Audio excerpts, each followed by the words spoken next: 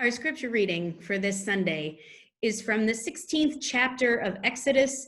We pick up on the story of Moses. So listen for the word of the Lord. The whole Israelite community complained against Moses and Aaron in the desert.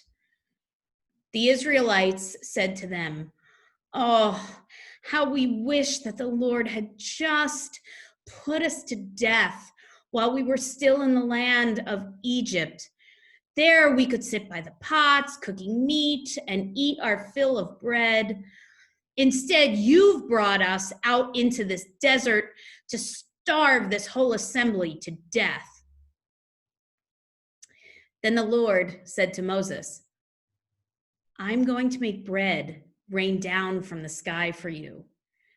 People will go out each day and gather just enough for that day. In this way, I'll test them to see whether or not they follow my instruction. On the sixth day, when they measure out what they have collected, it will be twice as much as they collected on other days." So Moses and Aaron said to all the Israelites, "This evening you will know that it was the Lord who brought you out of the land of Egypt. And in the morning, you will see the Lord's glorious presence because your complaints against the Lord have been heard. Who are we? Why blame us?" Moses continued, "The Lord will give you meat to eat in the evening and your fill of bread in the morning, because the Lord heard the complaints you made against him. Who are we? Your complaints aren't against us, but against the Lord." Then Moses said to Aaron, "Say to the whole Israelite community, 'Come near the Lord, because he's heard your complaints.'" As Aaron spoke to the whole Israelite community, they turned to look toward the desert.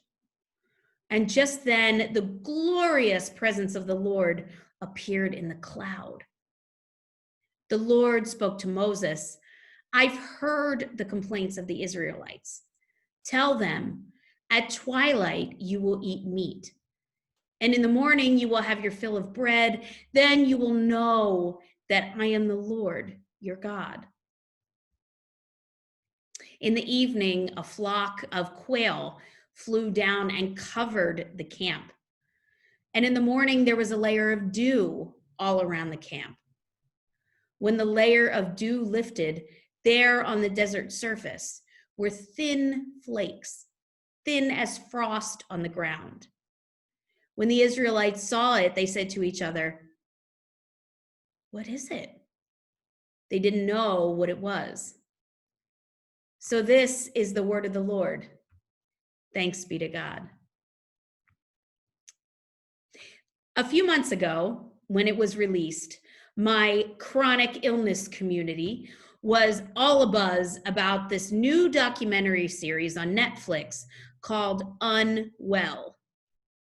Each episode of the series examines a part of the wellness industry that people claim yields amazing results. It's not just about weight loss. Some of it is about building muscle, improving overall health, helping in the bedroom, curing cancer, and other medical claims. And the documentary looks at things like the benefits of tantra, breast milk, essential oils, fasting, bee sting therapy, and this herb called ayahuasca. So now I could tell you everything I learned from each episode, and you'd be head bobbing before I got to episode 3. Instead, I want to talk about the episode I saw on fasting. So whether it's refraining from food altogether for a few days, or it's about, say, drinking only water for 30 days, fasting can be a health practice, a weight loss practice, or even a religious practice. But what really piqued my curiosity about this is what's called refeeding. And this is the process of reintroducing food after malnourishment or starvation. So folks who say drink only water, no food, for 30 days cannot simply sit down and pig out on a burger and fries on day 31.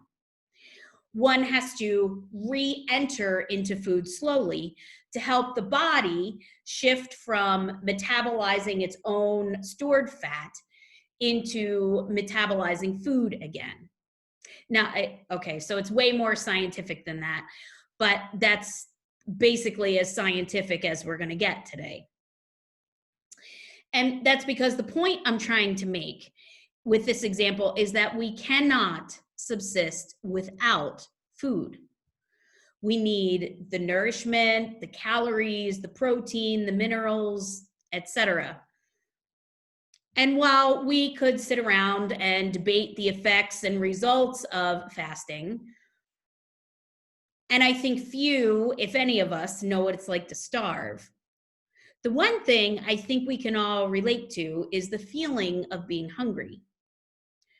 Some of us, when we're hungry, get sad. Some get frustrated. Some of us get angry.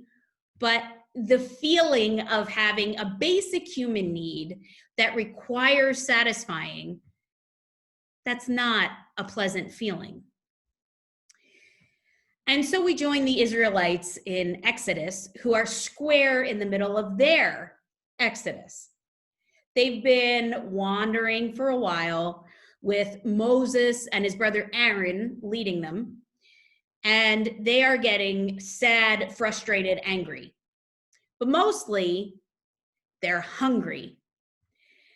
They're looking back on the past with these rose-colored glasses, and they're getting sad, thinking about all the food that they had access to in Egypt before they left. And then they're getting angry at God for this lack of provision. They're frustrated and blaming Moses and Aaron for leading them out of plenty and into want. All around, grumpy people plus tired leaders make for just a bad situation. So Moses and Aaron have only faith to give the people.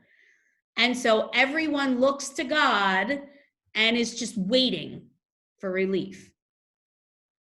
So as God does when God makes a promise, God tells Moses and Aaron that God's going to make this bread rain down from the sky.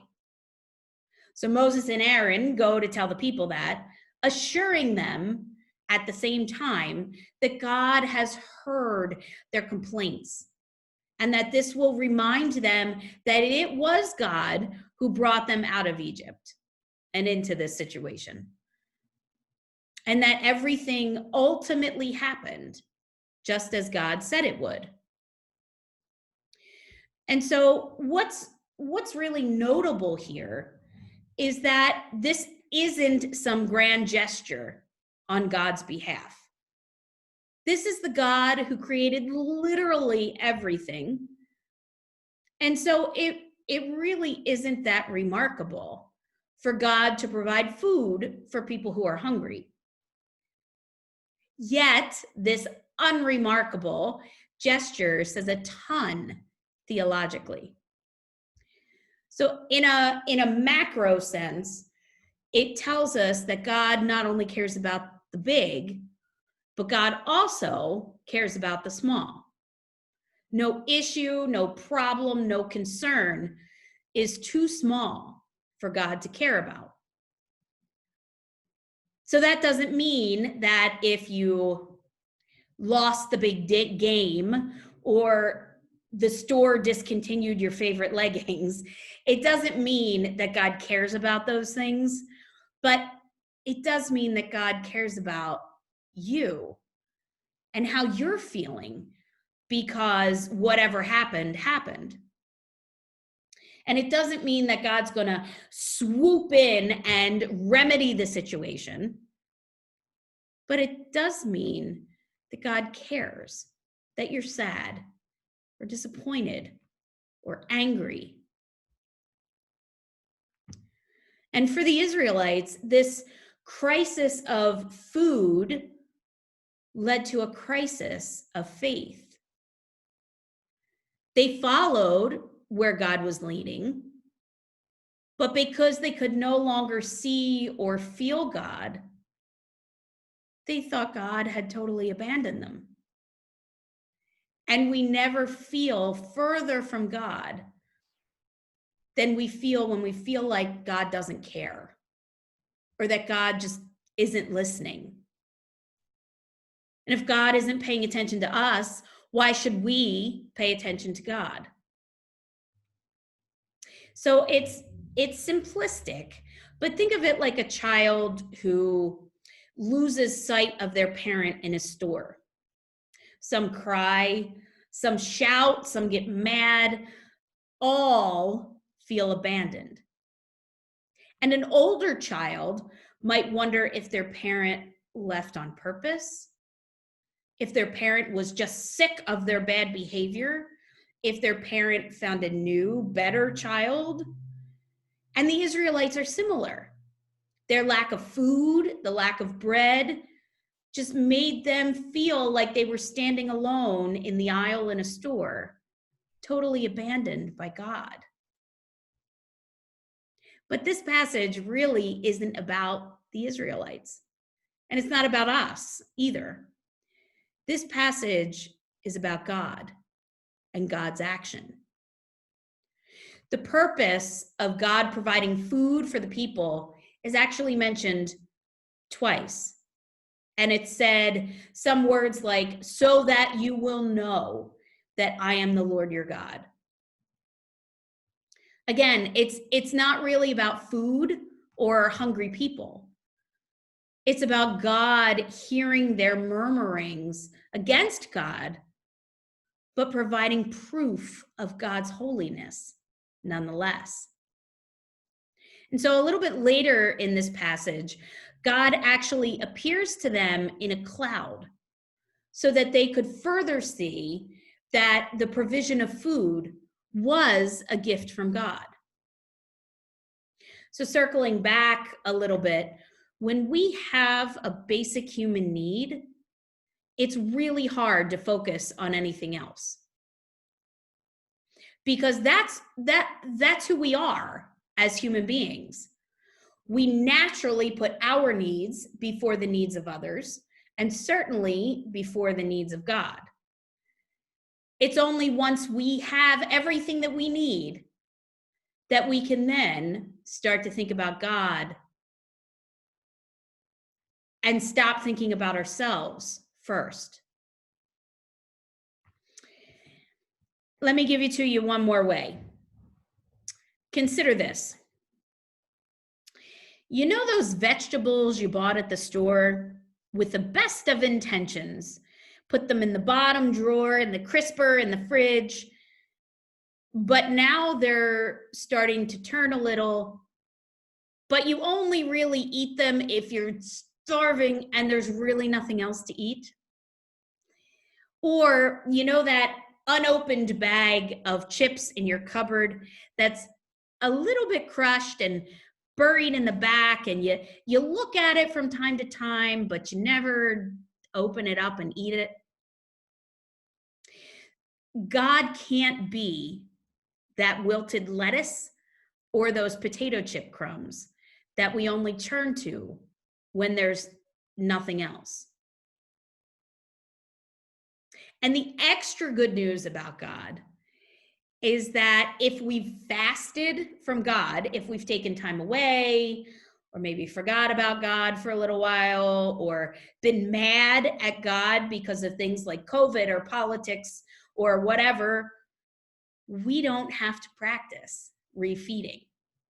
We can dive right back in to consuming all of the magnificence that is God and welcome God back into our lives. My favorite t-shirt that I have says, God is bread. And that's what I would encourage you to take away from this. God is the bread that provided for the Israelites in their pilgrimage through the wilderness. God is the literal bread that sustains our daily life. God is the bread of life that nourishes us even at the communion table each month. And God is bread for that long journey that's ahead. Though we can't live on bread alone, we can't live without the God who is bread. Amen.